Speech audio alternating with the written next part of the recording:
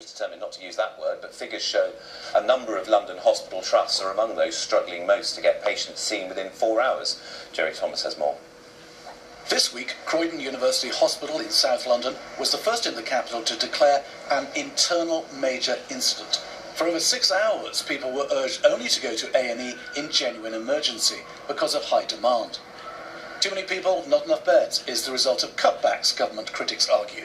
Something the Prime Minister, talking to BBC London, denied. Croydon did get some money. We put an extra £700 million into the NHS to cope with the pressures this winter, and Croydon got £4.5 million of that, but clearly there are problems and issues they need to be addressed.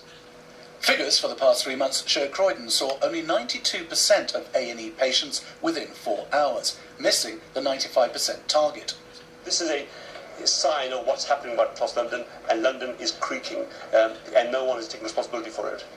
Health bosses say they're doing all they can for patients, but the pressure is mounting on a service struggling to meet demand. Gavin Barwell's local hospital, of course. These are problems locally at Croydon, problems across London, caused directly by your policies. No, I don't agree with that. There's a problem across the whole country in terms of the numbers of people that are going to A&E, and this winter, compared with last winter, a higher proportion of the patients that are coming to Croydon are requiring admission to the hospital, which is what's causing the pressure. Why is that then? But why? That's just some variance year to year. That's a natural thing. I think. You're going to say this is just a one-off weird freaky variance. The NHS is under pressure. There's no doubt about that whatsoever. There's several points I'd make very quickly. One is in Croydon, the A&E department is quite old. We need a new department. It was designed to treat 70,000 patients. It's currently seeing 120,000 a year, and I'm hoping we're going to get some news on that in the next couple of months. The second is that the system that's been used to fund the NHS around the capital has been an unfair one, and the government is now correcting the system the previous government had.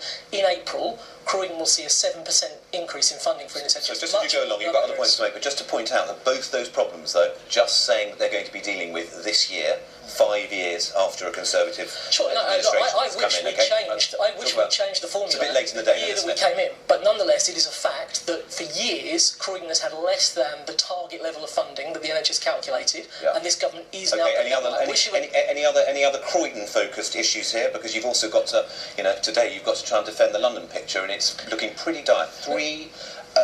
Only 3 out of the 17, is it, London trusts have hit the targets of 95% within 4 hours. So we need to do better. I wouldn't deny that for a moment. I think if you're looking at this politically, the NHS in England is performing better than the NHS in Wales or Scotland or Northern Ireland. But I wouldn't deny for a moment that there are real pressures on the system.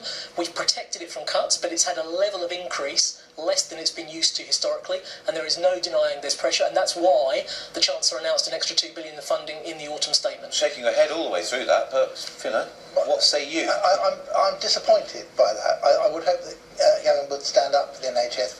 He seemed to be saying that if I'm a marginal seat, I don't want to lose my seat. Perhaps Mr. Osborne will give me a little bit of money to see me through till May.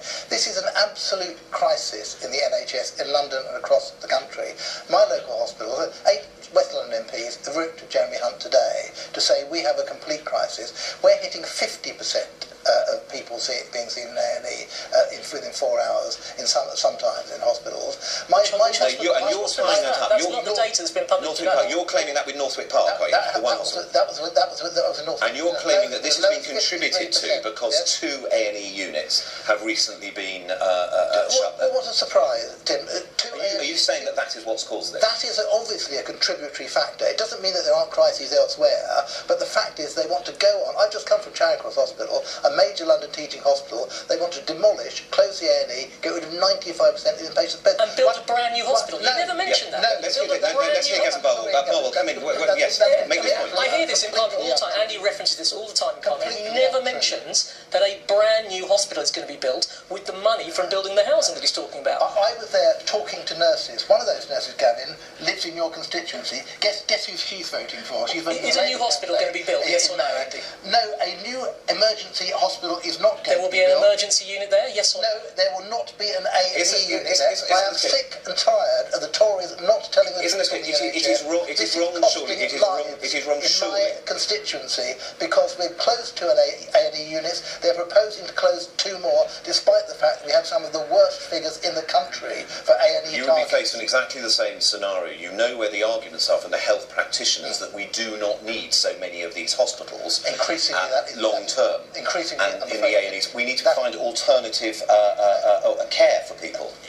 There is a certain amount of truth in the fact that you need to improve social care, you need to improve GP and community care. You don't close A&E units before that is in place, which is what they're doing. And a lot of these people need A&E. They don't need GPs. They don't need nursing home care. They need A&Es. It's completely... Gavin Bowell, I noticed you use that word political because I know you were trying to say, inevitably Labour or the others. This These is are political politics. This is trying to defend Whether it is or not, you've got an election in a few months' time. This hospital, bang in your constituency, and we're told we may not even peaked. Do you accept that? We may not even peaked. Well, it will depend on the we weather, haven't had I that think, much particularly sickness. over the So do you remaining months of expect summer, things so. to get worse? And what are you going to say to those people on your wait for thin majority? Well, the argument that I will make to them is A, that we are now getting more funding into our NHS, correcting the unfairness that's been in the system, and I hope in a couple of months we'll have news that we get what Croydon needs, which is a brand new accident and emergency department In a couple that of can months. cope with the volume of patients that we're seeing. When would it be built? When would it be built, do you think? Over Over the course of a year, it's a 12-month build period.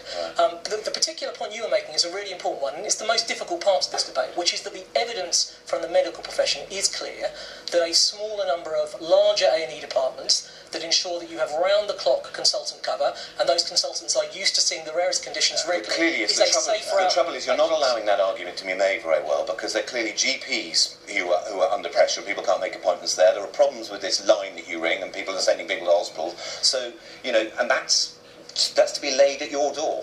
Well, it's our job, and it's also actually the job of the NHS medical professionals to make these arguments. But I think it is the case in London, certainly in South West London, the bit I know best, that actually having 3 rather than 4 A&E departments that give you that round-the-clock consultant cover will actually lead to better patient care. Okay, well, you can imagine we will be talking to this, actually, just on this item, run out of time on this one, we'll be talking about it, returning to it again, as you'll imagine.